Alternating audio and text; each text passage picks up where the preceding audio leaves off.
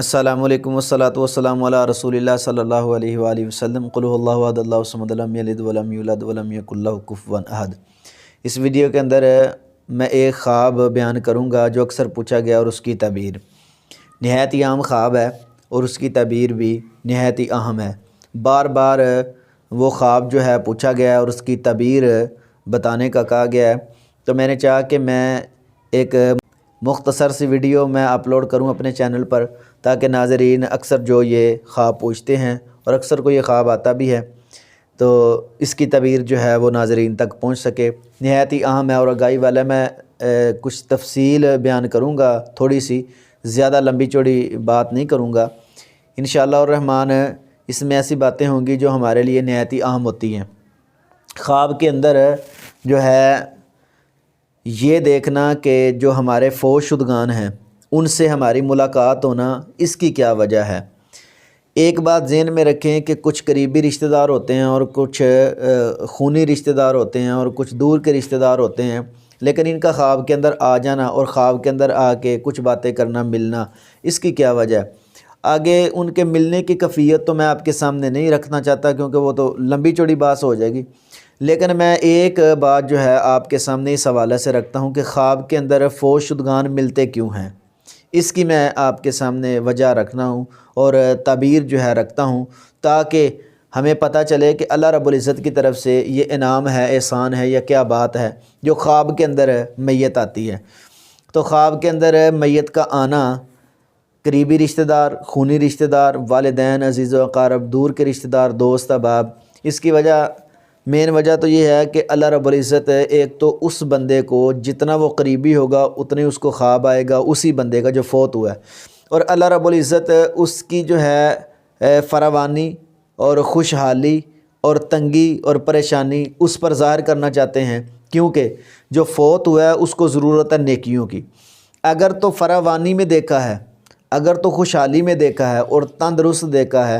تو پھر اس کی تعبیر یہ بنے گی کہ اللہ رب العزت نے اس بندے پر انعام کیا ہے، احسان کیا ہے، اور اس کو اس کا رشتہ دار دکھایا ہے کہ اگلا جو ٹھکانہ ہے اس کا، عقبہ کا ٹھکانہ جو ہے وہ بہترین ہے، اور اللہ کے ہاں اس کے نیک اعمال قبول ہوئے ہیں اور اللہ نے اس کی آخرت بہتر کر دی ہے۔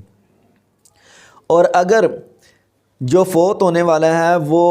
کمزور نظر آئے، پریشان نظر آئے اور خوشحال نہ ہو، تنگی میں نظر آئے، تو پھر جو خواب دیکھنے والا ہے اس کے لیے یہ بھی آگاہی ہوتی ہے کہ اس کو نیکیوں کی ضرورت ہے، تو اس کے لیے زیادہ سے زیادہ جو ہے نیکیاں کرے۔ جب وہ زیادہ سے زیادہ اس کے لیے نیکیاں کرے گا تو اس کو نیکیاں پہنچیں گی۔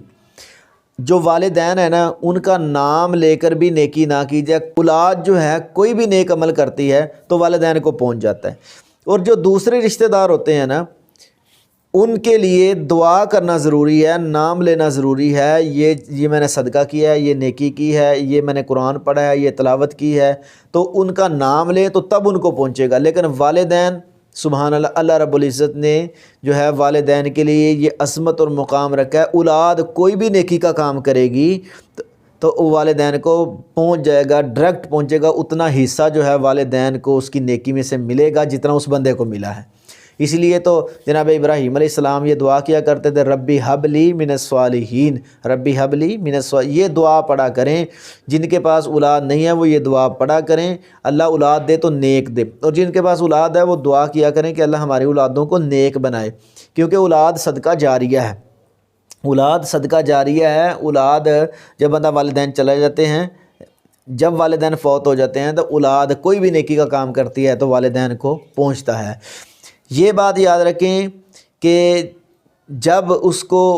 اچھی حالت میں نظر آئے تو اللہ رب العزت کی طرف سے انعام ہے، اس کا آخرت کی منزل آسان ہے۔ اگر کمزوری کی حالت میں نظر آئیں تو پھر ان کے نیکیوں کی ضرورت ہوتی ہے، تو پھر ان کے لیے نیکیاں کی جائیں۔ جو بندہ خواب میں آ رہا ہے، اللہ رب العزت اس کو جنت دینا چاہتے ہیں، لیکن اس کے نیک اعمال کم ہے، تو خواب، اس لیے تو اللہ رب العزت نے مومن بندے کا خواب بڑا پاورفل رکھا ہے۔ نبوت کا 46 جو ہے وہ حصہ ہے، کیوں ہے؟ وجہ یہ ہے کہ خواب میں اللہ رب العزت کی رحمت اور برکت آتی ہے، تو اللہ رب العزت نے اس کو جنتی بنانا ہے، لیکن اس کی نیکیاں کم ہیں، تو پھر اس حالت میں وہ خواب میں آتا ہے، اور اس کے خواب میں آتا ہے جو اس کا پیارا ہو۔ کوئی اس کا دوست ہو، کوئی اس کا چاہنے والا ہو، کوئی اس سے محبت کرنے والا ہو، کوئی جاننے والا ہو، اور اولاد میں سے ہو، اور بیوی بچوں میں سے ہو، رشتہ داروں میں سے ہو، جتنے بھی معاملات ہیں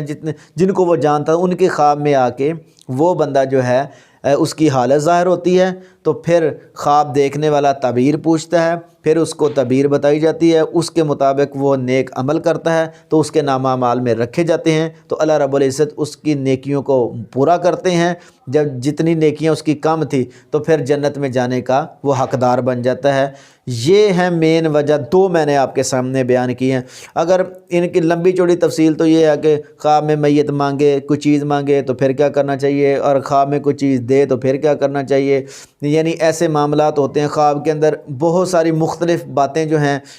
فوش شدگان آ کے کرتے ہیں، تو اس حوالہ سے میرے چینل کا وزٹ کریں تو انشاءاللہ الرحمن آپ کو ایسی ویڈیو جو ہیں وہ مل جائیں گی۔ پراپر میں نے ویڈیو جو ہے بنائی، لیکن اس میں نے جو ہے نا ایک اہم خواب کا جو ہے جواب دیا ہے، اس کی تعبیر بتائی ہے جو اکثر پوچھا گیا تھا۔ اللہ تمام ناظرین کو خوش رکھے، آمین ثم آمین۔